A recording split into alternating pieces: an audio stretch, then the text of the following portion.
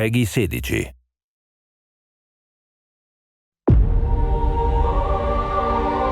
Year 3 is the beginning of us really looking at Destiny from its heart out. We want to build Destiny for its core fans. We want to make sure that we're building it for the people who love it. It's trying to make sure that players feel like they're on this journey with us, rather than us dictating what they're experiencing. Sometimes you feel like the events of the world happen, and sometimes you feel like you make the events of the world happen. That makes me every day go, what's the best version of Destiny we can put in front of players?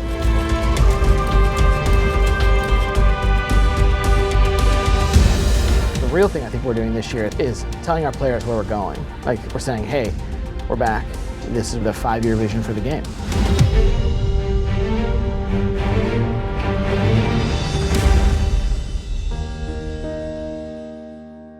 A lot of what we're doing this year is to set Destiny into a place where Destiny can begin its next major change.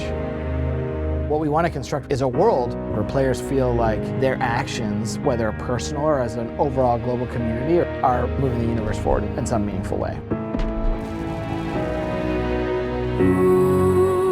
And so the vision for the game is awesome action MMO in a single evolving world that you and your friends can play anywhere.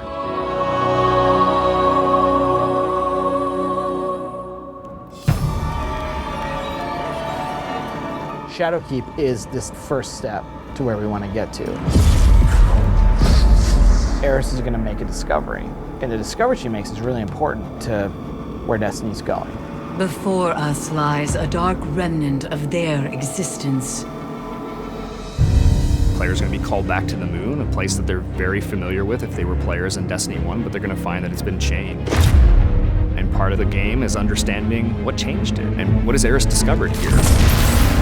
And what does it mean for the world, not just in the context of right now, but what does it mean for the game in March, and what does it mean for the game a year out? You're all insufferable!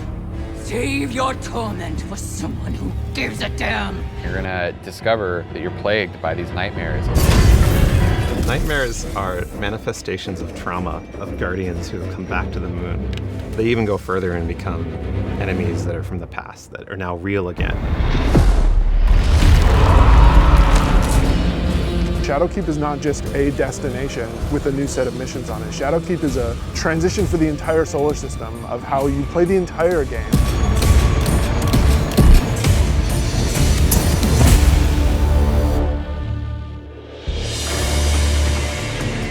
Build crafting choices, deeper RPG chase, like more team play. One of the first things we set out to do with Shadowkeep was deepen the character sheet. He was implementing some of the feedback he got from Sheik. That led to all the changes that we made to Armor. Armor 2.0 is really all about making every slot on your character sheet have an impact. Stats are back, there's like more stats than ever. We overhauled the mod economy. There's going to be a bunch of mods that you can get for your finishers. There's a whole new crop of weapons that are coming out. There's new seasonal weapons to earn. There's the new Shadowkeep, Astro Shaman-y weapons. Kind of like old school, magic-y, like imbued with dark power sort of feel to it. You're fending for yourself. Eris is not trying to protect you. So the weapons just like, they're guiding you through the experience and they're telling you when the nightmares are around. We actually have it set up that when you're near the nightmares, like they have a bit of this like, almost like you can see through them or there's some glowing inside. This is one of the weapons that Victor is making. It's a rocket launcher, fires out seeker projectiles, so should be fun. You're gonna learn a bunch of cool stuff about Eris and this nightmare problem around the solar system, but you're gonna build a bunch of cool rewards. And then, if you don't get roles that you like, you're gonna go back to the rune table and you're gonna make more. And that's part of being a Shadowkeep player. It's building your character your way.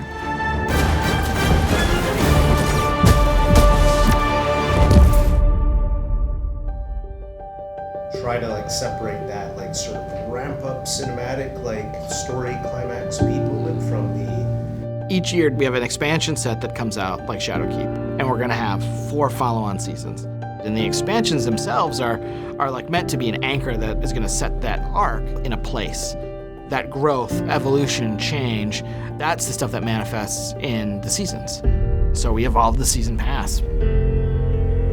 One of the biggest changes from the seasonal model you'll see from the annual pass is that we're focusing a lot more on how the seasons actually connect to one another. We want to make sure we're actually threading a narrative that players can follow, starting in Shadowkeep. We're going to start telling one continuous story. You want it to be meaningful. You want to understand, like, why was I sent there? We're actually trying to set up this concept of the season being something that occurs, and you want to be there and you want to experience it. The players are moving the world forward. They're making an impact. They're leaving that resonance in the world itself. How can Guardians actually come together and do something that unlocks rewards, pursuits, new experiences for everyone? We want a universe that's dynamic and changing. It's a universe where you can have memories. You can say things like, I was there when.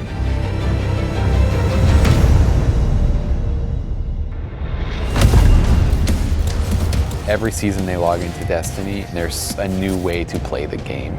Season rank, the artifact, the bonus power that comes with the artifact, player elected difficulty.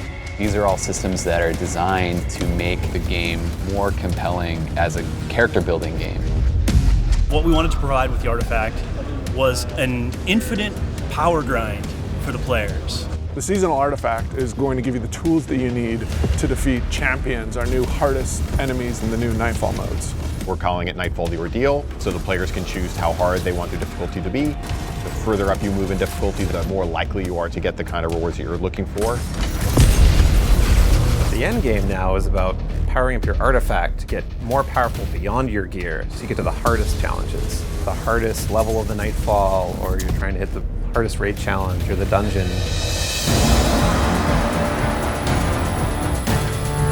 The dungeon that we're shipping in Shadowkeep's time frame is deep within the moon.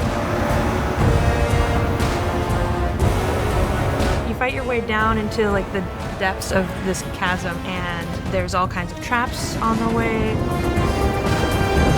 This is an opportunity for people that want the raid experience in terms of the mystery of the activity, but with fire teams of 3.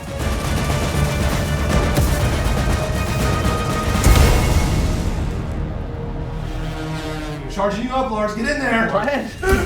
We're thinking a lot about how we lay the foundations for a healthier PvP game. We're really committed starting in year 3 to have a renewed focus all through the year on PvP. That's going to be bringing back Destiny 1 maps. It's going to be bringing elimination into Crucible Labs. We're doing this really cool thing where we have 4 different iterations. Try them out week to week on the new maps and get feedback. We want seasons to be relevant for everyone. We want it to feel like everybody has something new to do and feel like they're all doing it together. We're here to build something that lives.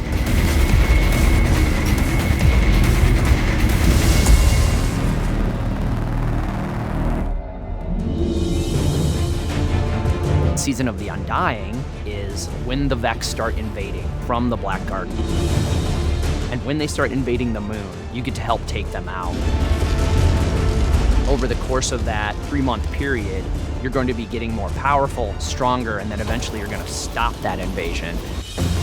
The story that we're telling is about the impact that the Vex can have on the whole solar system if we leave them unchecked. It's really going to kick that Act 1 of Year 3 off. And then Season 8 gets going with a raid, Vex offensive, we've got nightmare hunts, exotic quests, explore the moon, new strikes, new PvP maps. There's just so much going on, no matter what kind of player you are. Season 8 is the catalyst. Season 9 is really where things start to build, and then Season 10 is where things start to get pretty intense, and then Season 11, everything is going to come together, and you're going to want to be there to see it happen. It's going to be like no other time in Destiny.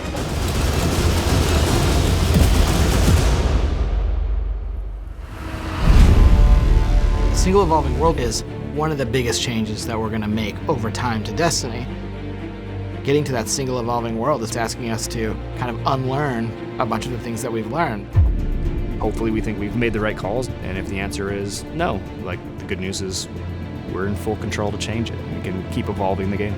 We're turning it into a game that we're all proud to be working on. We have a vision, we have a roadmap, we have a place we want to take Destiny, and Shadowkeep and Season of the Undying are just the first steps. It's a foundation. This is like the bedrock that we're going to build a lot of other stuff on top of. Forsaken broke a bunch of the bones that we had set, with Destiny 2. What we've been able to do this year is reset them. Are we done? No, not even close.